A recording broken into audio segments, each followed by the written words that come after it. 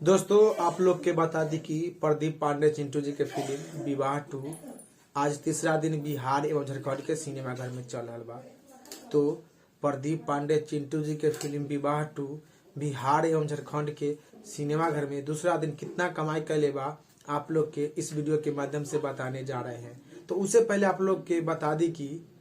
विवाह 2 फिल्म प्रदीप पांडे चिंटू जी के फुल्ली पारिवारिक फिल्म बा, अश्लीलता मुक्त बा। तो अगर आप लोग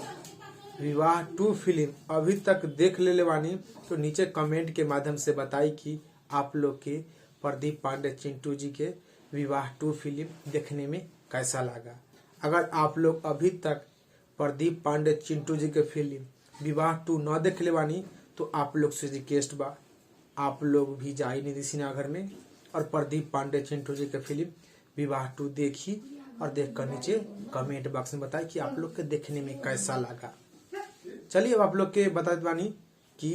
प्रदीप पांडे चिंटू जी के फिल्म विवाह 2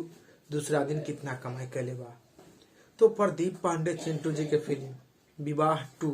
दूसरा दिन भी 5 से 6 लाख रुपया कमाई कैले बा। जी हाँ भाई लोग, आप लोग सही सुन रहे बानी कि प्रदीप पांडे चिंटू जी के फिल्म विवाह 2 दूसरा दिन भी 5 से 6 लाख रुपया कमाई कैले बा बिहार एवं झारखंड के सिनेमाघर में, जो कि मीडिया रिपोर्ट के अनुसार बा। जी हाँ, मीडिया रिपोर्ट के अनुसार बा, एगो अनुमानित रिपोर्ट बा कि प्रदीप पांडे चिंटू जी के फिल्म विवाह 2 5 से 6 लाख रुपया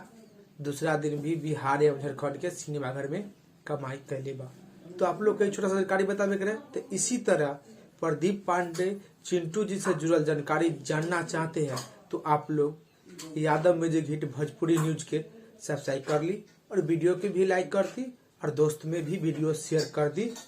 काहे कि आगे भी आप लोग के दोस्त के भी मालूम चलना चाहिए कि प्रदीप पांडे चिंटू जी के फिल्म विवाह 2 अभी सिनेमाघर में चल रहा बा।